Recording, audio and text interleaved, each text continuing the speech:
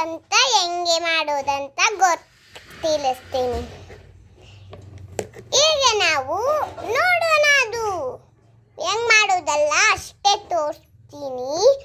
ಆಮೇಲೆ ಅದೆಲ್ಲ ಟ್ರೈನಿಗೆ ಹೋದ್ಮೇಲೆ ಏನು ಹಚ್ಕೋಬೇಕು ಅಂತ ಅದು ತೋರಿಸ್ತೀನಿ. ಓಕೆ, ನೋಡಿ ಟಂಡಡ ನಿಮ್ಗೆ ಸೈಡ್ ಮಾಡ್ಕೊಟ್ಟಿದ್ದೀನಿ. ಇದು ಹೀಗೆ ತೋರಿಸೋಣ. ಟ್ರೈನಿಗೆ ಬಂದಿದ್ದೀವಿ.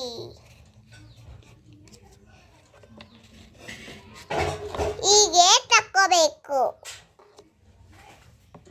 ಹೀಗೆ ಇದು ತಕ್ಕೋಬೇಕು. ಆಮೇಲೆ ಬಟರ್ಫ್ಲೈ ಇದು ಫಸ್ಟ್ ತಿಕ್ಲಿ ಹಚ್ಕೊಳ್ಳೋಣ. ಓಕೆನಾ?